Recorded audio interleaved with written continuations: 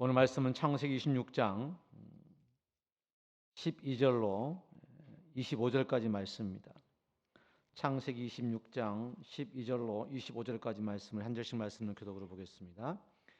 이삭이 그 땅에서 농사하여 그 해에 100배나 얻었고 여호와께서 복을 주심으로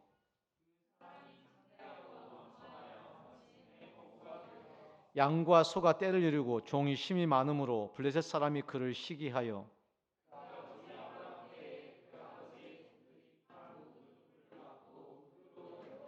아비멜렉이 이삭에게 이르되 네가 우리보다 크게 강성한즉 우리를 떠나라.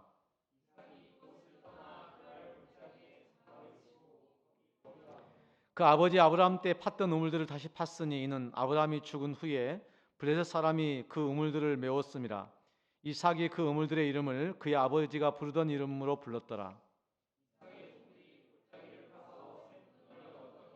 그날 목자들이 이삭의 목자와 다투어 이르되 이 물은 우리의 것이라 하며 이삭이 그 다툼으로 말미암아 그 우물 이름을 에색이라 하였으며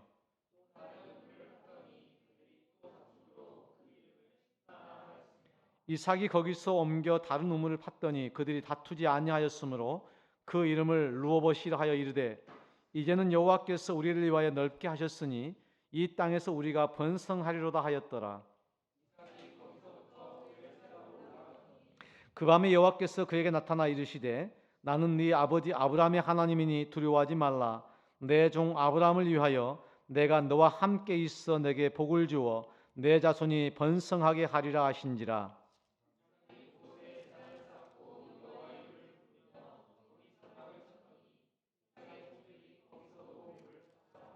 아멘.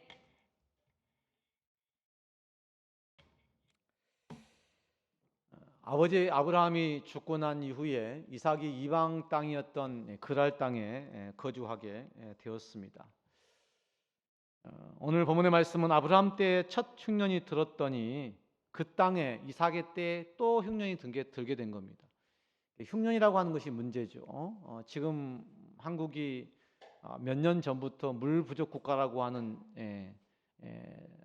보고가 계속 나왔잖아요. 그런데 우리는 물 부족 국가라는 걸 이해를 못했잖아요. 삼면이 바다고 여기저기 가는 곳마다 보이는 게 산인데 어떻게 물이 부족할 수 있냐고 생각했던 거죠. 근데 최근에 우리가 거주하고 있는 광주 전남 땅에 물 부족에 대한 문제가 지금 대두되고 있고요. 내년부터 진짜로 대한민국이 물 부족 국가가 된다고 하는 거죠. 물이 부족해지면 우리가 누려왔던 많은 삶의 죄악을 받게 되는 거죠. 사실 저는 굳이 막 식수가 부족해가지고 물 부족해가지고 그렇지 않아도 저는 개인적으로 물과 전기는 아껴야 된다라는 게 강합니다. 그래서 머리도 하루에 한 번씩 감지 않습니다. 이틀에 한 번씩 감습니다. 조금 게으르면 3일에 한 번 감기도 합니다. 특별한 뭐 움직임이 없으면 뭐 그러기도 하죠. 샤워를 할 때도 물이 필요하지 않을 때는 늘 물을 끕니다. 그건 집에서만 아니라 사우나에 가서도 똑같습니다. 삶이라는 게 안에서 하는 행동을 밖에서 똑같이 하게 되어 있잖아요.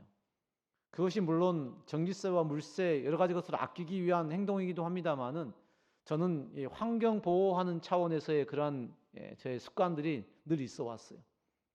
그러다 보니까 물 부족해도 저는 견딜 것 같아요. 못 견디는 사람은 어떤 사람일까요? 물을 그동안 펑펑 쓴 사람들일 것 같아요.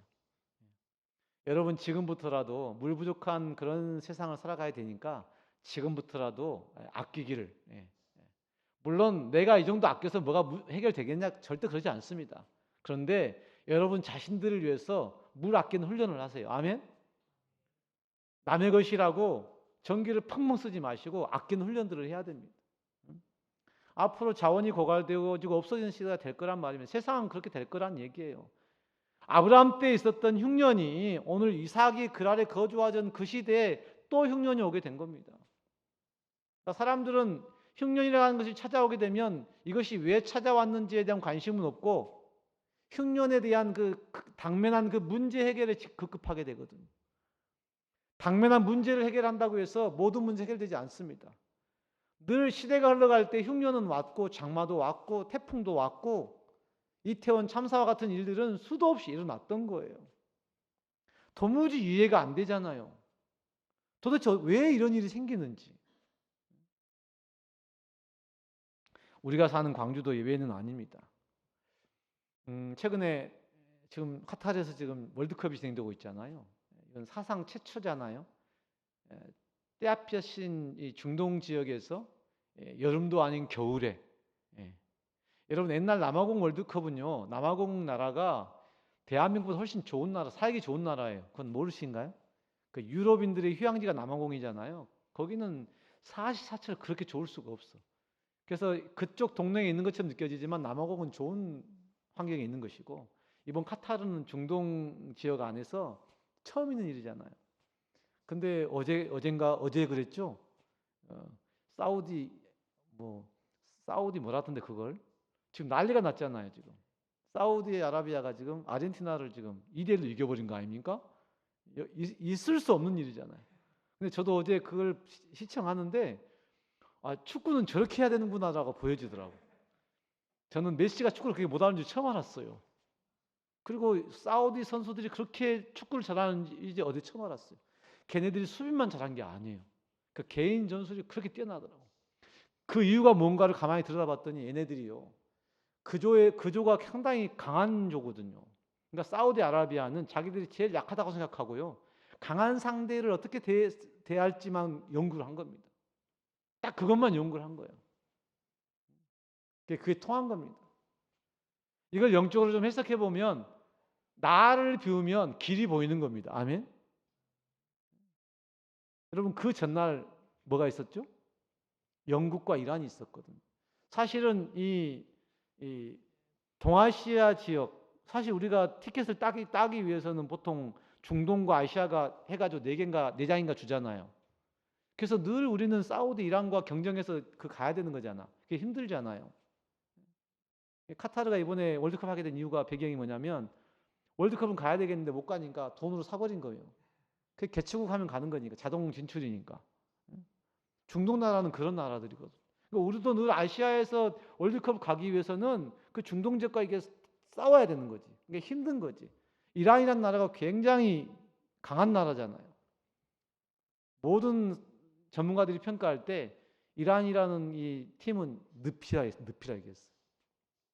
이란과 붙으면 수비로 딱 진을 치잖아요. 그럼 뚫을 수 없는 그런 나라였어요. 지난 월드컵 때 한 골 실점한 최소 실점 나라이기도 합니다. 근데 그 나라가요, 몇 대 몇을 쳤지? 6대1인가? 웃기잖아요. 어제 이란이 그 져가지고 카타르 지고 이란 지고 지금 막 이변이 많이 일어났어. 사우디도 당연히 질 거 생각했던 거야. 몇 대 몇으로 지냐가 중요한 거였지. 전반에 페널티킥 골 한 골을 포함해가지고 업사이드 골 3골, 4골을 넣었잖아요. 근데 결과는 2대1로 이겼어요. 근데 그 얘기를 하고 싶은 게 아니라, 그 장소에 누가 참석했냐면 사우디아라비아 왕세자가 참석했어요. 얼마 전에 대한민국 와가지고 40점 그 사인 그 MOU 체결하고 갔잖아요. 그리고 일본을 패스했잖아요. 그리고 카타르 월드컵에 가서 참석해가지고 월드컵 그 회장이랑 같이 한 겁니다. 근데 이 왕세자가 상당히 또라이입니다. 제가 봐도. 인권 침해에 또 자기 왕위를 또 하기 위해서 자기 삼촌들 다 가다 버리고 막 이렇게 비리 혐의 씌워가지고 막 옥에 가다 버리고 막 이런 해가지고 그동안 국제사회에서 왕따였어요. 그런 왕세자가 러시아가 우크라이나 전쟁을 일으키는 그 순간부터 에너지 붐이 일어나기 시작하니까 사우디 위상이 올라간 겁니다. 그래서 바이든도 이 왕따로 이게 그 왕세자를 굉장히 좀 얇게 보고 이렇게 하다가 직접 찾아가서 부탁을 했는데 감사는 안 해버렸잖아요.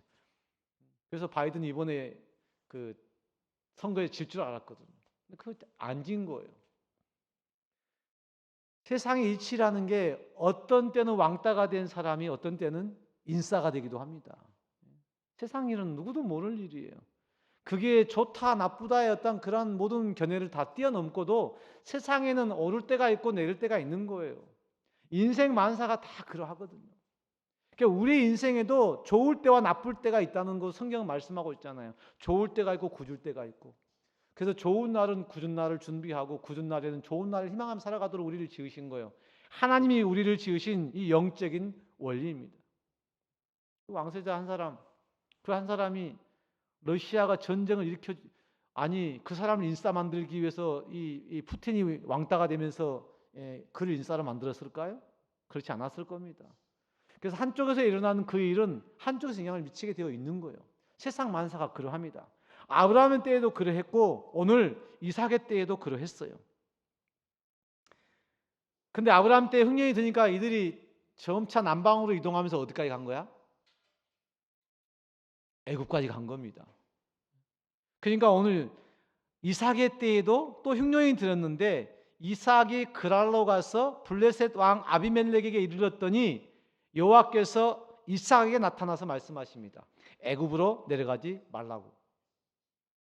이건 중요한 거예요. 그의 아버지 아브라함은 흉년이 들어서 어디로 갔다? 남방으로 가다가 애굽까지 내려가게 된 겁니다. 근데 이삭을 향해서 말씀하시는 거죠. 당연히 흉년이 들었으면 흉년과 조금 그래도 거리가 멀고 뭔가 도움이 될 수 있는 그 지역에 가서 거주하는 게 마땅할 텐데 오늘 하나님께서 이삭을 향해 말씀합니다. 애굽으로 내려가지 말고 내가 내게 지시하는 땅에 거주하라. 이 땅에 거주하라 그 말이에요.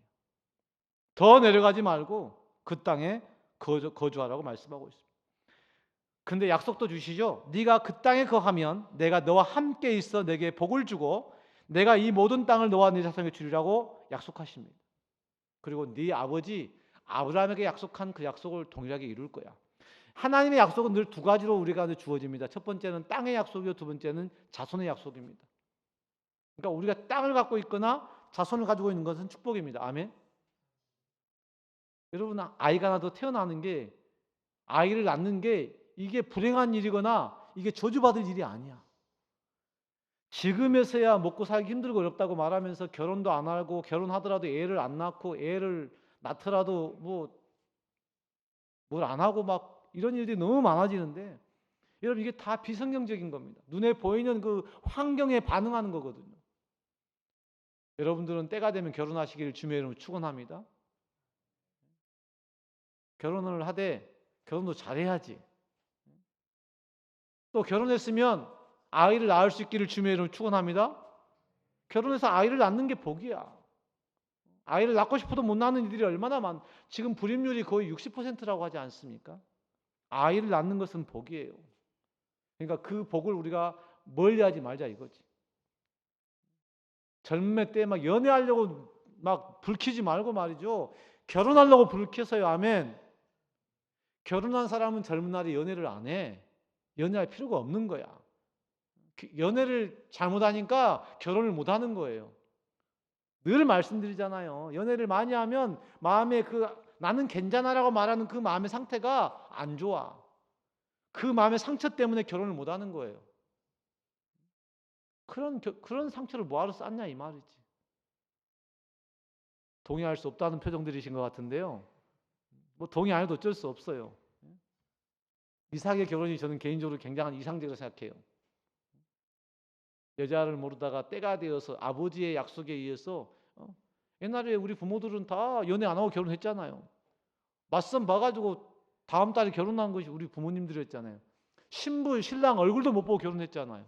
그러고도 잘 살았지 않습니까? 죄송합니다. 요즘 것들은 이거 다 하고도 결혼 안 해. 그거 다 하고 결혼해가지고도 애를 안 낳아. 그것이 무슨 문제인지를 몰라. 성경 말씀에 의하면 그것이 죄라는 사실도 몰라. 그게 자기를 채우는 거거든요. 자기 욕망대로 사는 거거든요. 성경은 십자가의 길을 가라고 말했습니다. 아멘. 자기를 부인하고 자기 십자가의 길을 가라고 말했는데 다 사람들이 자기 하고 싶은 대로 하는 거야. 욜로라고. 한 번뿐 인생 네 마음대로 살라 그 말이지 않습니까? 여러분 세상이 그렇게 말하니까 마치 그것이 맞는 것처럼 착각하지 말자는 얘기예요. 성경은 자신을 거스려 자신을 부인하고 십자가의 길을 가는 사람들, 아멘? 우리를 그렇게 말해요.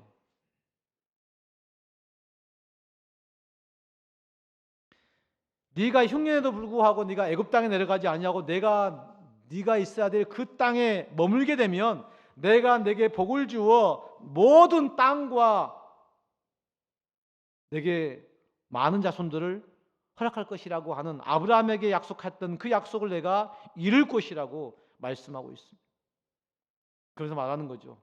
이는 이사가 네가 말씀에 순종하면 이겠지만 네가 순종하지 않는다 할지라도 아브라함이 내 말을 듣고 순종하여 내 명령과 내 계명과 내 율례와 내 법도를 지켰음이라 하시니라. 아멘. 근데 그 말씀에 따라 이삭이 그랄에 거주하게 됩니다. 그러면 이삭이 그랄 땅에 아주 이 성도다운 모습으로 그 당시에 하나님의 영광을 드리는 모습으로 거주하였냐? 그렇지만은 않았어요. 7절 말씀 보니까요. 문제가 생겼어. 그곳 사람들이 이 이쁜 리브가를 보면서 관심 갖기 시작한 겁니다. 그러니까 이방 땅에 가 있는데 이 사람들이 관심을 갖기 시작하니까 만일 이가 내 아내라고 말하면 자기의 생명이 위협이 있을까 봐 뭐가 억울합되잖아요. 아브라함도 동일한 일을 행했죠. 아브라함이 자신의 아내를 두 번 속였잖아요. 창세기 12장에서 한 번 속였죠. 누구에게? 애굽 왕 바로에게.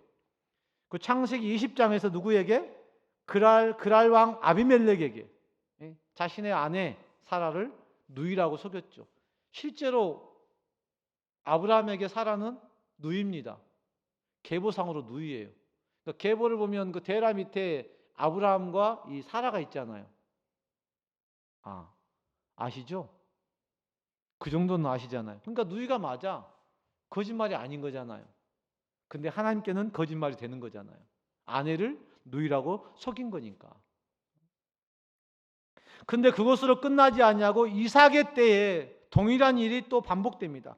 그랄의 블레셋 왕 아비멜렉에게 이삭이 자신의 아내를 누이라고 속입니다. 왜? 그 땅 사람들이 자신의 생명을 위협할까 봐서. 예쁜 아내를 가지고 있는데 이 예쁜 아내가 이 남편을 죽이면 예쁜 아내가 자신의 차지가 될 거잖아요. 그래서 여러분 결혼할 때 아내가 너무 예쁜 것도 좀 생각해 봐야 될 문제 같아. 우리의 어떤 그 판단의 기준에 그게 들어가 있을지 모르겠어. 근데 뭐 기왕이면 다홍치마라고 하는 그런 개념이 우리 안에 좀 있지 않습니까? 그래서 얼굴 안 본다고 말하지만 결국은 얼굴을 보잖아요. 집안은 안 본다고 말하지만 집안은 보잖아, 사내야. 근데 진짜로 여러분 입에 발린 소리가 아니라 그 안에 믿음이 있는지를 볼 수 있기를 주님의 이름으로 축원합니다. 제가 지금 계속 말하잖아요. 여자의 본분은 남편에게 순종하는 거예요. 근데 여러분이 결혼하면서 연애를 할 때 결혼하기 1년 전엔 연애를 해도 됩니다. 굳이 지금부터 애쓸 필요가 없다 그 말씀을 드리는 거지 연애하지 말라는 얘기가 아니에요. 그래서 그때 보면 딱 압니다. 남자의 말에 얼마나 하는지를 알 수 있어. 자기 주장하는 그 여자친구는요 결혼해서도 자기 주장합니다. 그래서 여러분 결혼하기 전에 그걸 고쳐야 되는데 여러분이 못 고쳐. 그러니까 여러분이 결혼할 남자친구 여자친구를 우리 교회로 데리고 오면 돼. 제가 말씀을 가르쳐 주니까. 아멘. 뭔 말인지 아셨죠? 여러분이 그 사람들이 있는 그 교회나 그 지역으로 가서 결혼하지 말고 일로 데리고 와. 아멘. 이 땅에 거해야 된다는 거야. 흉년 들었다고 가지 말고 여자 없다고 남자 없다고 가지 말고 이곳으로 데리고 와. 아멘. 여러분 이게 너무너무 가져다 쓰는 아전인수인 것처럼 느껴질지 모르겠습니다만은 하나님 말씀에 순종하는 방법이에요. 그것이 안 되는 그 다음의 인생은요 저도 담보할 수가 없습니다. 아니 여기 계신 우리 성도님들의 삶도 제대로 감당하지 못하는데 제가 밖에 있는 사람들의 삶을 어떻게 제가 감당하겠어요? 감당이 안 되는 겁니다. 제가 그들에게 말씀을 가르칠 수도 없는 것이고 여기다가 데려다 놓으면 제가 말씀을 가르칠 수는 있습니다. 아멘. 여러분도 부지런히 배우시고 세상이 움직여가는 그 원리대로가 아니라 하나님께서 말씀하시는 그 원리 가운데, 말씀 가운데 순종할 수 있는 은혜가 있기를 주님의 이름으로 축복합니다. 그러니까 아브라함이 그랬던 것처럼 이삭도 동일한 겁니다. 하나님이 보이지 않고 이방 민족들이 보이는 겁니다. 그곳의 주인이 하나님이신데 이방 땅이라고 하는 이유 때문에 하나님은 어디론가 사라져버리고 없는 겁니다. 그러니까 믿음이 없어져 버린 거예요. 이처럼 세상을 살아가는 우리 믿음의 사람들 가운데는 환경과 사람이라고 하는 문제가요, 믿음에 가는 그 여정 가운데 꽤나 높은 장벽입니다. 근데 많은 사람들이 괜찮다고 생각을 해.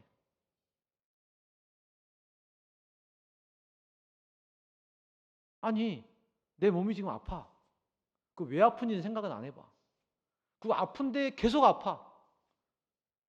오늘 김난 전사님하고 같이 이제 이렇게 얘기를 하는데 전사님 뭐라고 말하냐면, 목사님, 운동을 하는 게 절제죠, 이렇게 말하더라고. 알고 있네? 운동을 안 하는 게 절제가 아니고, 운동을 안 하는 건 뭐지? 방종이고, 운동을 하는 게 절제입니다. 아멘? 그러니까 운동을 많이 하는 건 절제를 많이 하는 거예요. 아멘? 몸을 제어하는 거잖아요. 그래서 제가 갑자기 자신감이 생기더라고. 저는 운동을 꽤 많이 하거든요. 이것도 하고 저것도 하고 맨몸 운동도 하고 근육 운동도 하고. 예? 그래서 잘 알고만 좀 그렇게 해봐. 아멘? 예. 내 몸이 왜 이런가 생각하지 말고 내가 얼마나 내 몸을 방종하는지 방심하는지 그냥 내버려 두는지 말이지. 우리 전사님 피셜입니다. 운동을 하는 게 절제입니다. 음식은 안 먹는 게 절제입니다. 그러니까 우리가 하고 싶은 대로 그냥 내어지는 대로 내어주는 것을 역행하는 게 절제라고. 믿음 안에서 절제 열매를 맺어갈 수 있기를 주님의 이름으로 축원합니다.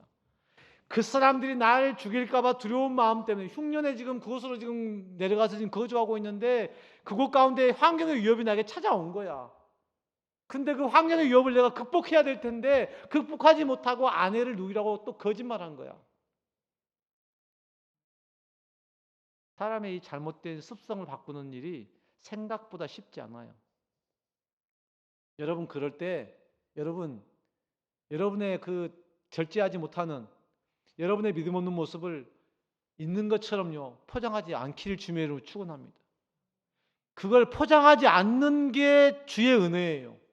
창세기의 근본은 뭐냐면 우리가 흙으로 지은 바 되었다. 아멘. 내가 아담이라는 거지. 나는 볼품없는 흙덩이라는 거야. 제가 월드컵 얘기하려고 하는 게 아니라 이란과 사우디아라비아를 비교하면서 말이죠. 왕세자가 왕따였는데 갑자기 그런 일 때문에 갑자기 인싸가 됐어. 대한민국에 와서 대통령과 함께 40조 원에 대한 MOU를 체결했다고. 그리고 잘 나가는 일본을 패스했다고. 그리고 사우디아라비아가 우승 후보인 아르헨티나를 이겼다고. 이 땅에서의 고생하고 수고롭고 외면당하고 비난당하는 일들이 없을 수는 없어요. 그런데 그것들을 통해서 나를 점검할 수 있고 나를 돌아볼 기회가 된다면 그 왕따가 복이라는 사실을 우리는 믿음으로 고백하는 겁니다. 아멘. 여러분 세상에 친구가 많지 않은 것 여러분 좀 서운하시지 않아요? 근데 여러분 그게 복일 수도 있어.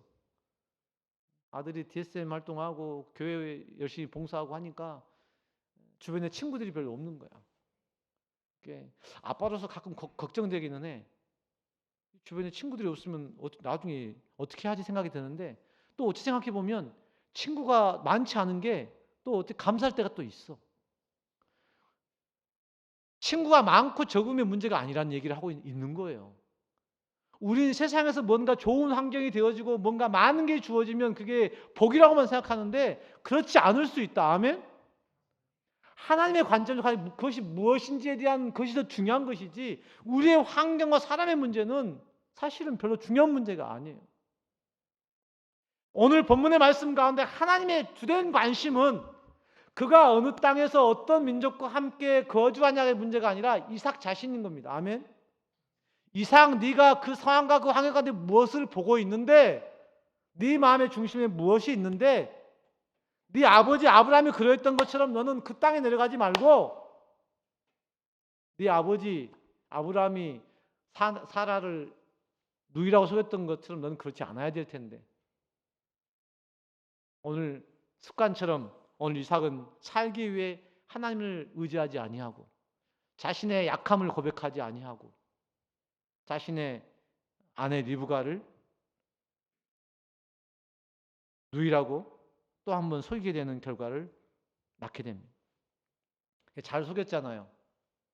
세상에 잘 속인 건 없어요. 여러분이 여러분 사역자들 몰래 뭐 연애를 한다? 여러분 숨길 수 없어.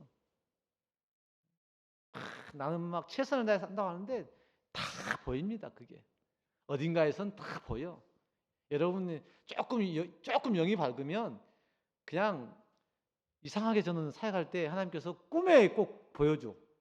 효석이가 잘못하고 있으면 효석이가 무슨 짓을 하는지를 보여줘가지고 그게 일주일 뒤에 효석이 그 사실을 알게 돼.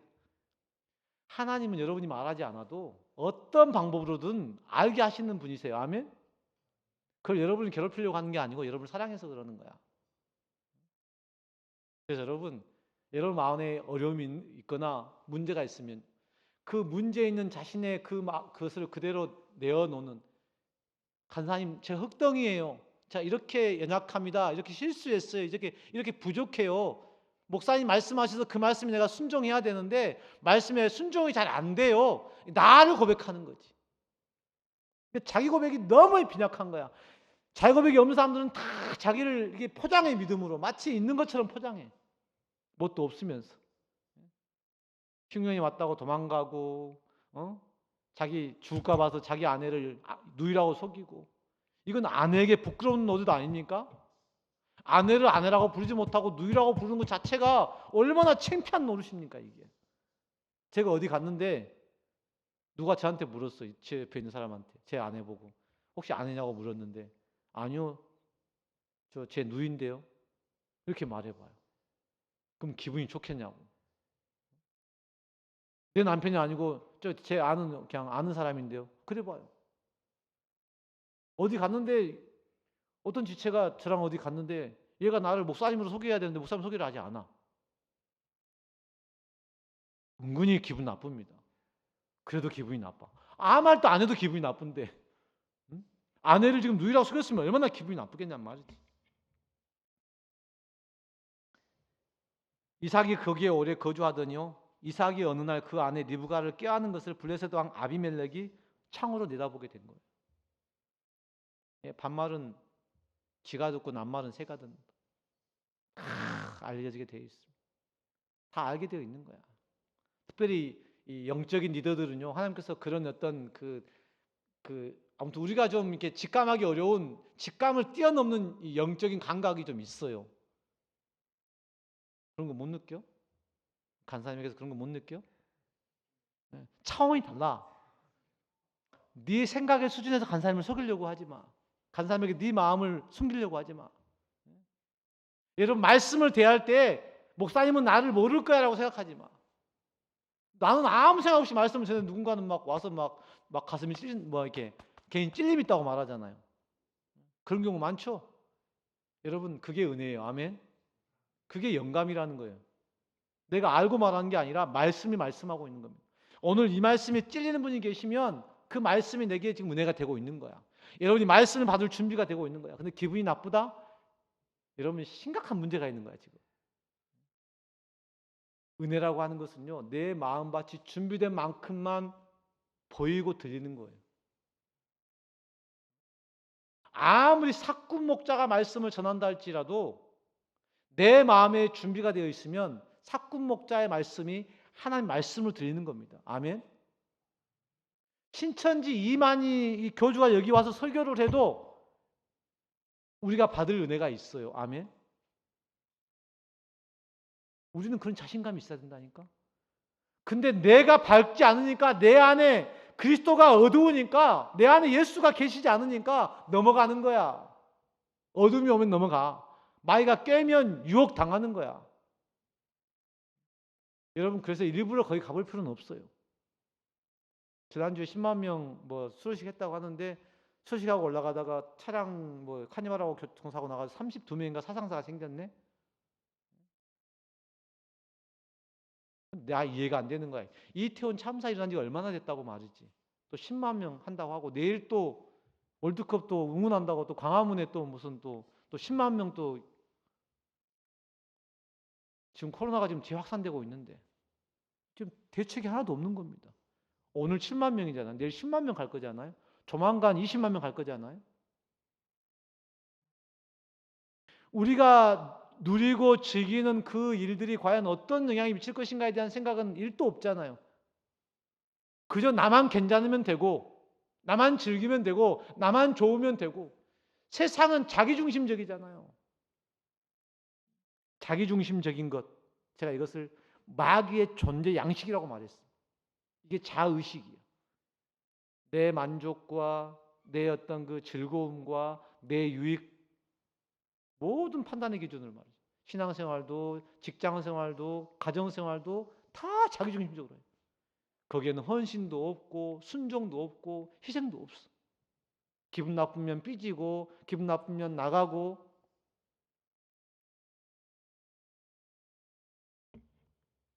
때가 되면 다 드러나는 거예요. 그래서 우리 교회 안에서 이 자기가 자꾸 드러나는 것은 좋은 거라는 거예요. 아멘. 그래서 여러분 스스로를 자꾸 드러내려고 노력해. 남 얘기하지 말고 네 얘기나 해. 아멘. 자기 얘기를 해요. 자기 고백을 못하니까 늘 내 아내가 어떻고 우리 아들이 어떻고 누구 내 친구가 어떻고. 여러분 하나님 안에서 왜 부끄러운 내 모습을 드러내는 걸 두려워하십니까? 담임 목사도 자기 부끄러운 얘기를 막 하는데 여러분이 뭐라고? 여러분 입 다물고 있는 사람이 죄인이야. 입 다물고 있는 놈이 문제야. 아멘. 다 자기 고백하는데 자기만 거룩한 척 자기 부모님 얘기하고 있고 자기 의로움을 얘기하고. 저도 이번 주에 제가 그러고 있더라고. 뻔뻔하게 제 좋은 걸 막 얘기하고 있더라고. 그것이 뭔지도 모르고 말이죠.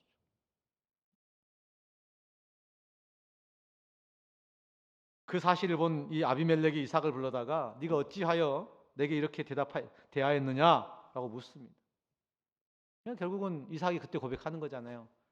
내가 혹시나 죽을까 봐서 그랬다. 내 안에 있는 이 감정 자체를 드러내는 것을 우리가 두려워하지 말아야 되고 누군가가 그 감정을 드러냈는데 애게게라고 우리가 판단하지 말아야 돼. 정죄하지 말아야 돼. 간사님 제가 좀 걱정스럽습니다. 염려스럽습니다. 라고 하는 그 얘기를 있는 그대로 받아줘야 될 텐데 뭐가 그래? 저는 그랬거든요. 누가 와서 상담했는데 그 상담 얘기를 듣고 막 걔가 내 마음 판단해갖고 막 그걸 설교 중에 막 예화를 막 써먹고 그랬잖아요. 내가 진짜 무슨 짓을 했는지 모르는 거예요. 자기 고백, 자기를 고백하는 그 고백들이 그 상처를 받아버린 공동체 안에서. 그 정죄와 판단의 어떤 그런 흐름들이 있는 공동체에서는 나를 고백하는 게 굉장히 두려워집니다. 그러니까 자꾸 어두워지는 거야. 사랑의 빛 대신 주님의 십자가 안에서 자꾸 나를 들춰내고 내가 부인되어지고 그런 내 연약함들이 하나님께 올려져서 내가 치료돼야 될 텐데 그런 것들이 올려질 공간이 없는 거야. 말씀을 들어도 말씀을 나누어도 서로 교제해도 그러니까 내 마음을 어디 한 곳에 풀 곳이 없으니까 말이지 꽉 막혀 살아가는 거야. 그러니까 신앙생활을 답답하게 하는 거죠.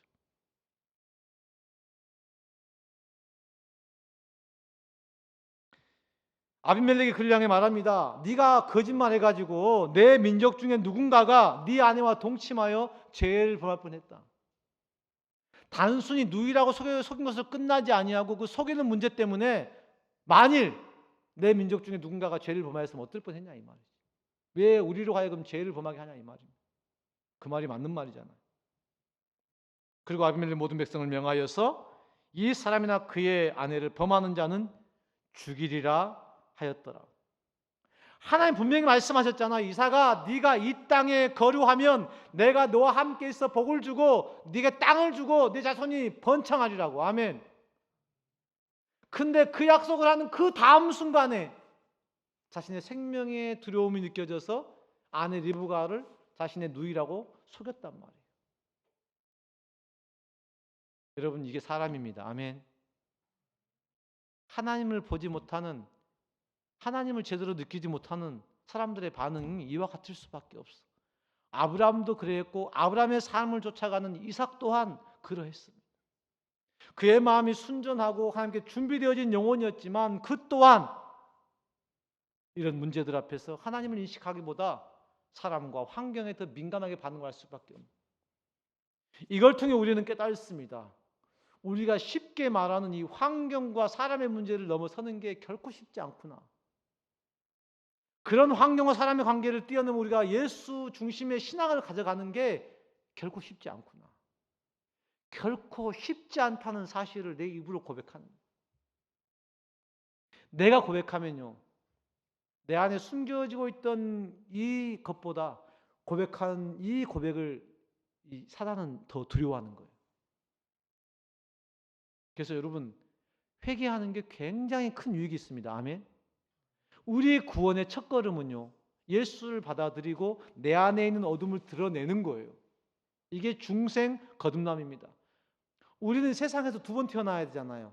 육으로 한 번 태어나야 돼요. 영으로 한 번 태어나야 돼요. 두 번 태어난 사람은 한 번 죽음만 경험합니다. 육신의 죽음요. 두 번째 사망은 우리와 상관이 없는 겁니다. 아멘. 두 번 거듭난 우리가 무엇이 두렵냔 말입니다. 마귀는 우리의 몸뚱아리밖에 못 건드려요. 우리의 두 번째 사망은 우리와 상관없는 겁니다. 아멘. 근데도 두렵잖아요. 근데도 염려되잖아요. 어제 일에 우리는 매이고 내일의 걱정에 매이고 말이죠. 그래서 말하는 거잖아요. 우리는 참 믿음이 좋은 사람이라고. 지 생각과 지 계획대로 모든 걸 다 이끌어가고 그 순리대로 다 되어지게 되면 하나님께 참 좋으신 분이라고 말하고 말이죠. 인생이 틀어져서 문제 생기고 어려움 생기고 그 자기를 하나님께서 다루고 가시는 구원의 여정인데 말이죠. 그런 일이 생기면 하나님 원망하고 없다 하고 얼마나 믿음이 없냐 말이지. 눈에 보이는 것들로 믿음을 증명하려고 하고 눈에 보이지 않는 하나님의 뜻은 그냥 다 죄송합니다 개무시해버리고 지가 하나님 돼가지고 막 지 인생을 지 마음대로 계획을 세우고 할 말이 참 많지만 안 하겠습니다. 혹시 더 많이 하면 제가 누군가 인생에 개입하는 것 같아가지고 제가 여기까지 하려고. 담임 목사로서 우리 성도들을 향해 할 말도 많고 그간에 있었던 많은 상황들에 대해서 제가 할 말도 많지만 이 이삭의 이 상황들을 대신하여 환경과 사람을 뛰어넘어 우리가 하나님을 의식하고 그 말씀에 순종하는 삶이 결코 생각만큼 쉽지 않다. 근데 그 땅에서 이삭이 농사하여 그 해에 몇 배를 얻었다고요? 100배를 얻었다고. 이제 우리가 좋아하는 거 나옵니다. 이제 거짓말하고 고생하고 그래서 왔더니 100배는 얻었네. 여호와께서 복을 주심으로 그 사람이 창대하고 왕성하여 마침내 거부가 된 거예요. 근데 거부가 된 게 좋은 거예요, 나쁜 거예요? 좋은 거야. 효사가 좋은 거야. 미리 가 있지 마. 하나님이 복 주셔서 거부가 된 건 좋은 거야. 근데 거부가 되니까 무슨 일이 생겨? 양과 소가 떼를 누리고 종이 쉼이 많으므로 블레셋 사람이 그를 시기하여 그 아버지 아브라함 때 그 아버지의 종들이 판 우물들을 막고 흙으로 메워버려. 거부가 되어서 좋았는데 그 거부가 된 것 때문에 뭐가 생긴 거야? 시기하는 일이 생긴 거야. 여러분 오늘 본문의 말씀을 좀 잘 들여다보면요. 하나님이 이 땅에 믿음의 사람들이 속하게 되는 두 가지 예가 있는데 이 전반부는 뭐였냐면 우리가 잘못 행하게 되면 세상으로 하여금 죄를 짓게 만듭니다. 아멘. 그러니까 똑바로 살아야 돼. 우리는 세상을 비추는 거울이야. 너희는 세상의 빛과 소금이라고 했잖아. 빛이 없으면 어두워지고 소금이 없으면 썩어지는 거잖아요. 우리는 세상의 빛과 소금이에요. 그래서 우리가 범죄하게 되면 세상이 범죄하게 됩니다. 오늘 본문의 말씀에 복을 얻게 되니까 세상에 어떤 일이 생기게 됩니까? 세상이 이삭으로 말미암아 복을 얻게 됩니다. 화복이요. 세상의 기준에 있는 게 아니라 하나님의 사람들에게 있다는 겁니다. 하나님에게 있다는 거예요. 결국은 이 세상의 주권은 오직 하나님께 있다는 사실을 우리가 믿음으로 고백하는 겁니다. 우리가 잘 모를 뿐인 거야. 그래서 우리가 이 땅에 어떻게 살아야 될 것인가가 오늘 말씀을 통해서 분명히 보여주고 있어요. 우리는 이 땅에 선을 추구하는 인생을 살아가야 돼. 절대로 악의 편에 서면 안 됩니다.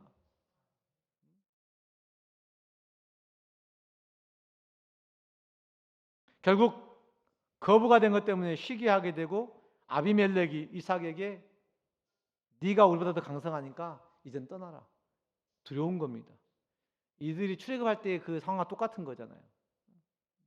강성해지니까 이제 혹시나 할까 봐서 더 감시하고 막 일을 막 더 많이 주고 남자애들 막 다 죽여버리고 막 그런 상황들이잖아요. 지금 그 상황 전에 지금 한 상황을 지금 예비하고 있는 거예요. 그래서 결국은 이삭이 그곳을 떠나가지고 그랄 골짜기에 장막을 치고 거기에 거주합니다. 그러니까 그랄 땅에 좀 쓸모없는 그 지역에 가서 거주할 수밖에 없는 거야. 근데 거기까지도 어떤 영향이 미치는 거야? 그랄 거주민들의 영향이 미치는 거야. 그러니까 가는 곳마다 땅을 파면 우물이 나오면 거기에 그냥 우리 거라고 다툼이 일어나고 막 싸움이 일어나고 그러니까 더. 그래서 마지막 우물, 3개 우물을 팠는데 그 중에 한 우물이 바로 르호봇이라고 하는, 그 땅을 팠을 때는 다툼이 일어나지 아니하였으므로 그 땅의 이름을 르호봇이라고 이름했어요. 이삭이 거기에서부터 브엘세바로 옮겨가더니 그 밤에 여호와께서 그에게 다시금 나타나십니다. 그리고 그에게 말씀합니다. 내가 아브라함의 하나님이 두려워하지 말라. 내가 아브라함을 위하여 너와 함께 있어 내게 복을 주고 내 자손이 번성하리라. 그래서 우리는 하나님의 약속의 말씀을요, 제차, 3차, 여러분 어떤 말씀이 들려질 때 그 말씀이 2번 들렸다, 3번 들렸다 계산할 필요가 없습니다. 여러분 하나님의 말씀은 2번, 3번 반복되는 게 유익이 된 줄로 믿어요. 오히려 그렇게 반복해서 가르치는 사람이 훨씬 더 여러분에게 유익을 주는 사람이에요.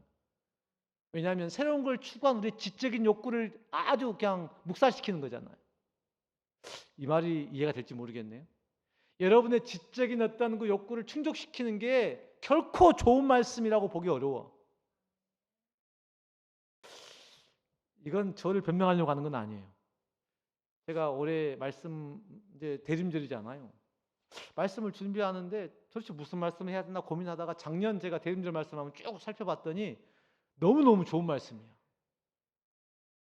또 내년도 우리가 두려움 없는 사랑이라고 했잖아요. 사랑 안에 두려움 없고 온전한 사랑처럼 내어 쩐다고 말씀했잖아요. 사랑 이야기를 하고 싶은데 작년 대림절 말씀이 너무너무 내게 은혜가 되는 거야. 그래서 이번 주에 또 준비했어요. 여러분은 전혀 생각이 없습니다. 저만 압니다. 오늘 제가 말하지 않았으면 여러분 아무도 몰라요. 근데 저는 거짓말하지 않아요. 제 마음을 여러분에게 보여주는 겁니다. 사랑이 중요한데 과연 우리가 그 사랑에 응답하고 있는지 한 번도 점검해. 그 말씀이 2번 들리고 3번 들리면 우리가 생각해 봐야 돼. 혹시 내 마음이 어둡지 아니한가? 내가 지금 주의 말씀에 지금 반응하고 있지 못하는 것은 아닌가? 이렇게 자기를 봐야 될 텐데 목사님 설교 준비가 안 됐네? 이렇게 보는 건 자기야. 그리고 늘 새로운 걸 갈망하는 사람들이 있는데 그 사람들은 끝이 없어. 죽을 때까지 새로운 걸 갈망하다 결국 죽어가도 몰라. 뭐가 중요한지를 모르는 거예요. 여러분 말씀이 정말 되돌림표처럼 반복되어지고 카세트 테이프 되돌린 것처럼 반복된다 할지라도 은혜가 있는 은혜가 있기를 주님의 이름으로 축원합니다.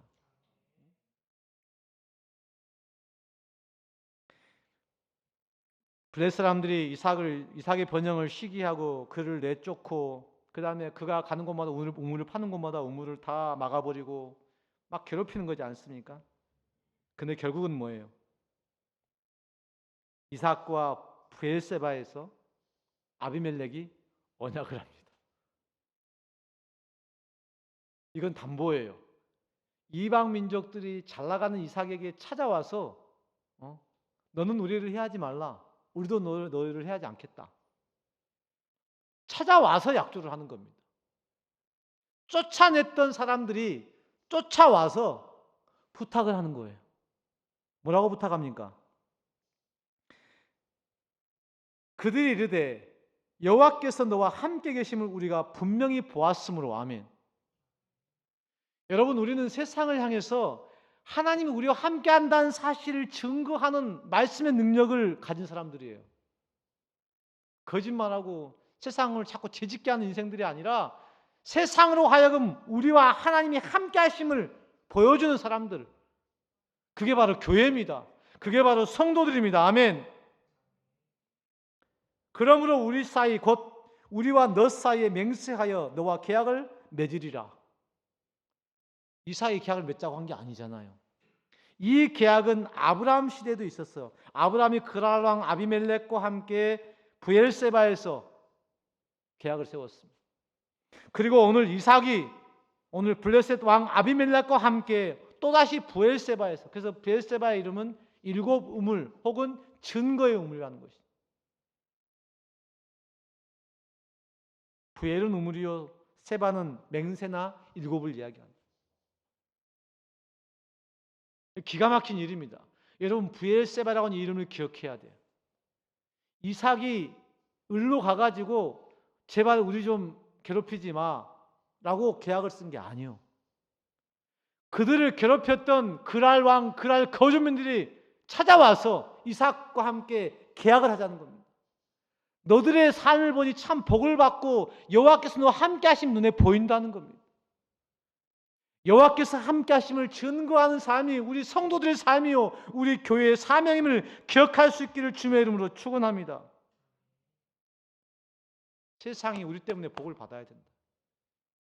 세상이 교회 때문에 복을 받아야 된다고. 근데 요즘 세상 어떻습니까? 전병 목사의 사랑제일교회가 뭐 보상을 몇백억을 받았다던데, 280억을 받았다던가. 그건 사기 아닌가요? 세상을 괴롭혀가지고 세상에서 뜯어먹는 그것이 옳은 건지는 잘 모르겠네요. 저는 개인적으로. 우리는 그런 정도의 어떤 규모도 아니고 우리 건물도 없고 그래서 잘 모르겠습니다만, 저도 뭐 그런 상황이 되면 어쩔지 모르겠습니다만, 세상에 지탄받고 세상을 괴롭혀서 보상받는 게 과연 이게 옳은 건지는 모르겠어요. 물론 교회가 건물이 없어지니까 정당한 어떤 그걸 하는 건 필요하겠죠.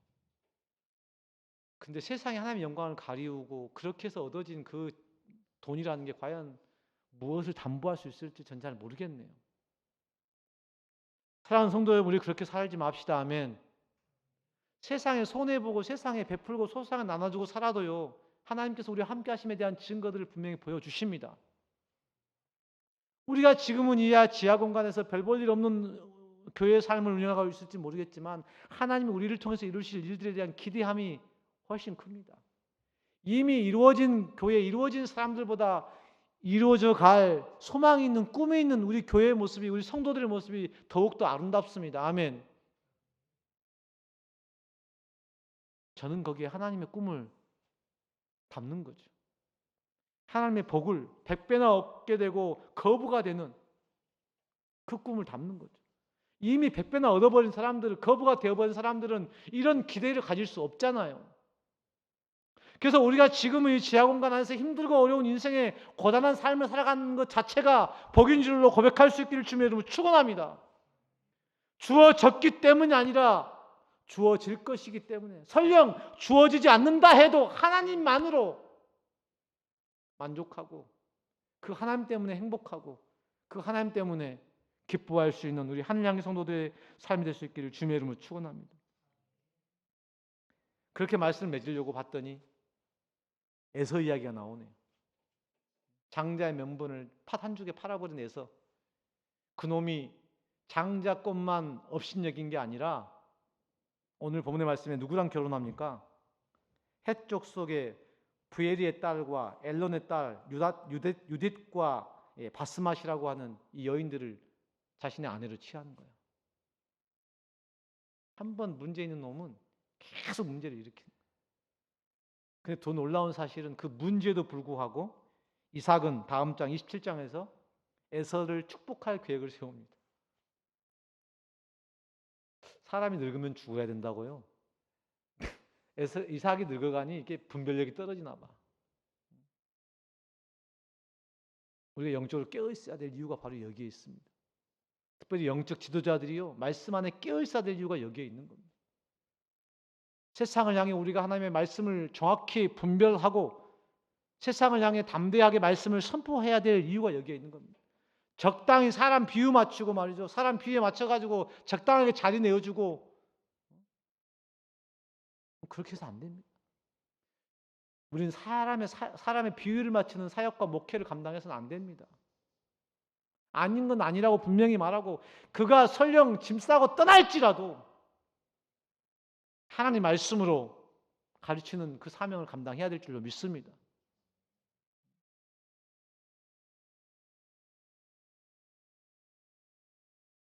그렇게 장자의 명분을 업신여겼던 하나님을 업신여겼던 이삭은 하나님의 약속을 깨고 이방 여인들과 결혼을 하게 되고 그것이 결국은 이삭과 리브가에게 근심거리가 돼요. 눈에 보이지 않는 부모를 근심케 하는 사람은 하나님을 근심케 하는 거라고. 성경의 정확한 원리입니다. 여러분 부모님에게 잘하셔야 돼요. 자식이 부모에게 할 가장 잘하는 도리는요, 순종하는 겁니다. 여러분 부모님에게 따지지 마. 왜 그래야 되냐고 따지지 마. 왜 그러시냐고 묻지도 마. 부모님 말씀하시면 예 알겠습니다. 예 부모님 제가 하겠습니다. 우리가 자식된 도리로 할 수 있는 가장 잘하는 일은 순종하는 길인 줄로 믿습니다. 아멘. 나머지는 여러분 부모님의 몫인 것이지, 여러분의 부모님과 하나님과의 관계에서 몫인 것이지, 그분이 예수를 믿지 않든 중요치 않아. 교회 가지 말라는 것, 예수 믿지 말라는 것 외에는, 하나님 외에는요, 여러분이 부모님에게 거부하거나 불순종할 아무런 이유가 없어. 여러분의 구원을 위해 육신에 믿지 않는 부모도 두신 거예요. 그것이 유익이 된 줄로 믿습니다. 아멘. 지금 당장 괴로움이고 힘들지 모르겠습니다만 그 힘들고 괴로움이 여러분의 믿음을 더 장성케 합니다. 그렇게 믿지 않는 가정 가운데 수많은 사람들이 하나님의 사람들이 되고 하나님의 사역을 감당하잖아요. 저도 그 중에 한 사람입니다. 저는 그때는 그것이 복인 줄 진짜 몰랐거든요. 그 힘들고 어려운 과정들을 통해 지금에 와보니까 그게 참 복이었구나 이제는 깨달아지는 거예요.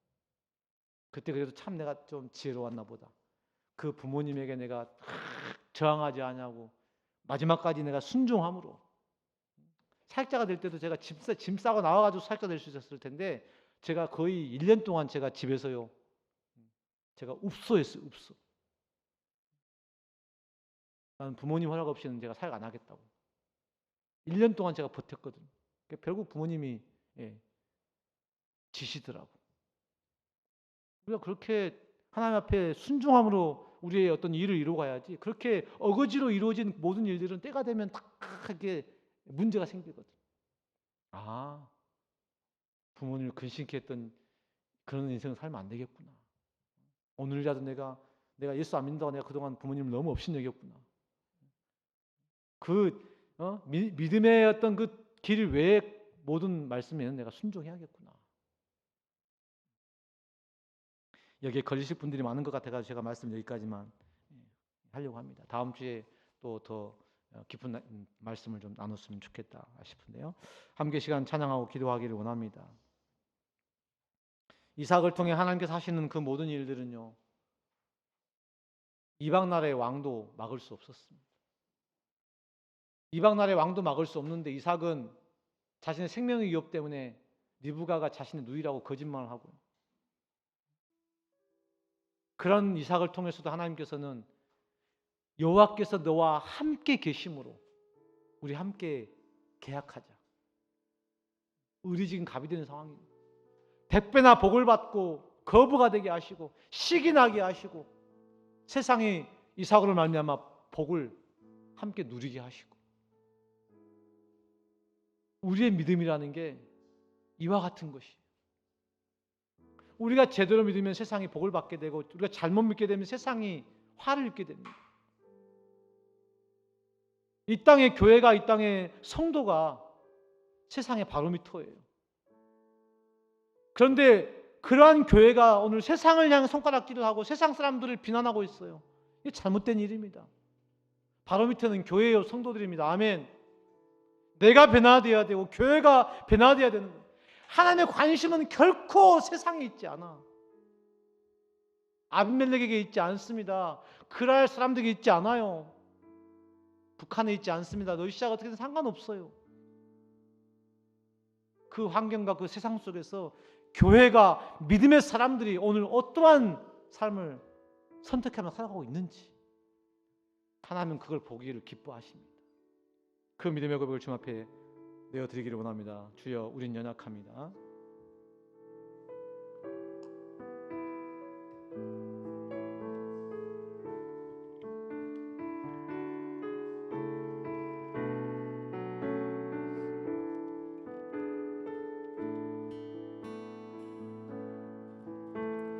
주여, 우린 연약합니다.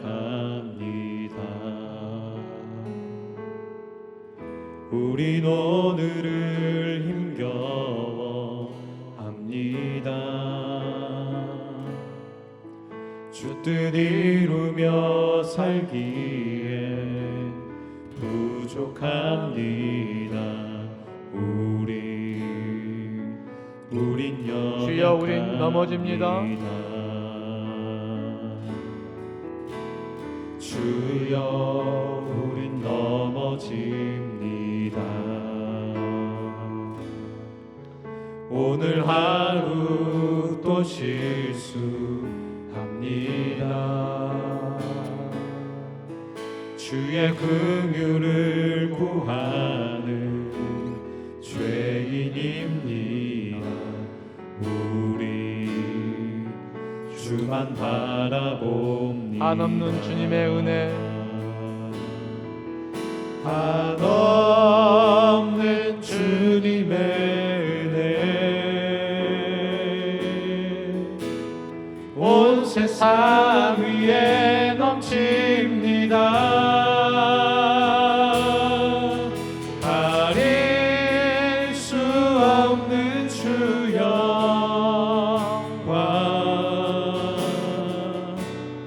온 땅 위에 충만합니다. 주님만이 길이오니 우린 그 길 따라갑니다.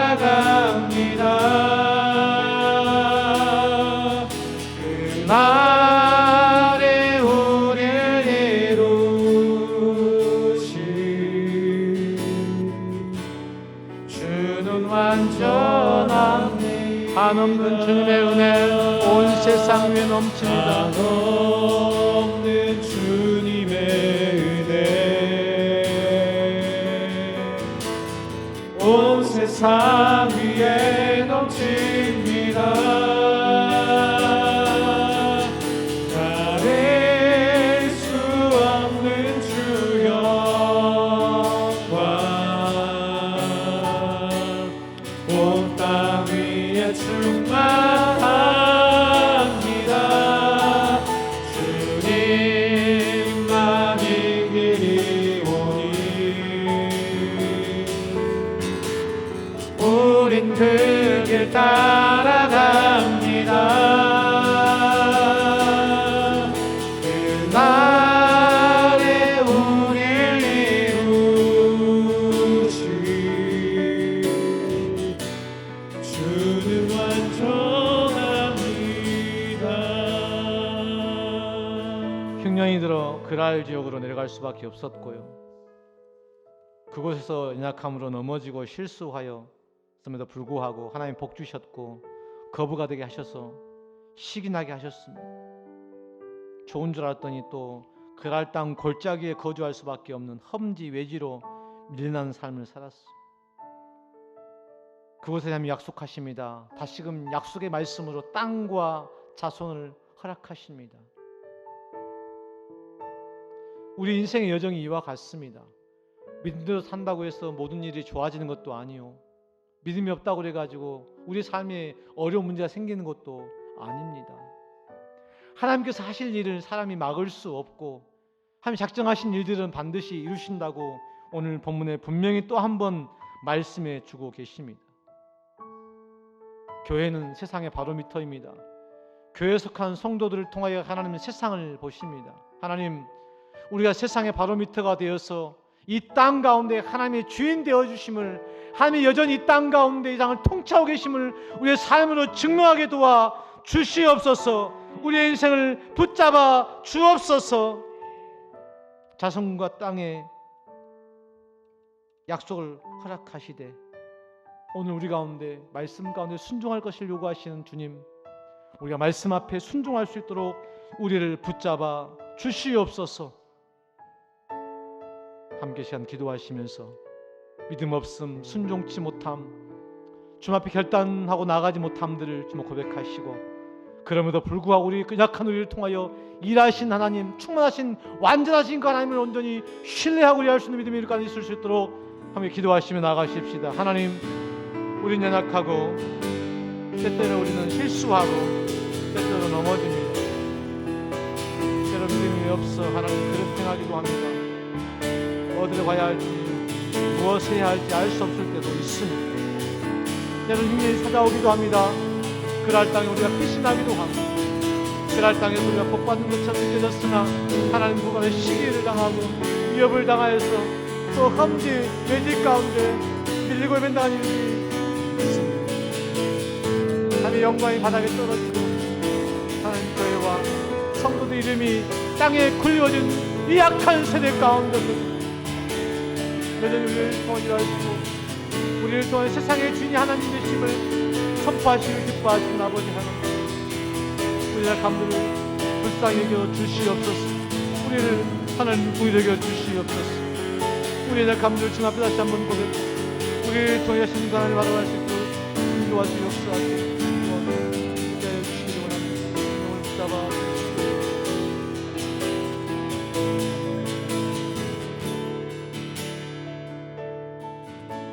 세상에 좋은 날과 굳은 날을 병행해 하사 우리로 하여금 내일을 알지 못하게 하셨는데, 우리가 내일을 알지 못한다고 해도 하나님은 신실하신 하나님이십니다.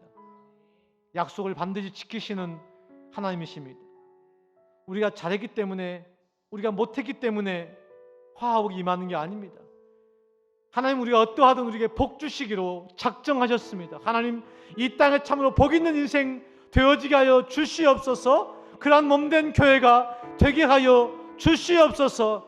세상 가운데 참으로 하나님을 잘 섬기는 백성이 어떠한지를 보여줄 수 있는 그런 우리 삶이 되게 하시고 주의 몸된 교회가 될 수 있도록 인도해 달라고 기도해 주시고, 오늘 그 삶을 살지 못하는, 오늘 그 삶에 나가지 못하는 우리 사랑하는 성도들, 그들의 힘들고 지치고 고단한 인생들을 붙잡아 주시고 어려운 문제 가운데 있는 영혼들을 위해 중보하며 기도하시고, 여러분 제목들 가지고 기도하시다가 저기 들어가시면 되겠습니다. 기도하시겠습니다. 하나님 여전히 우리 가운데 일하시며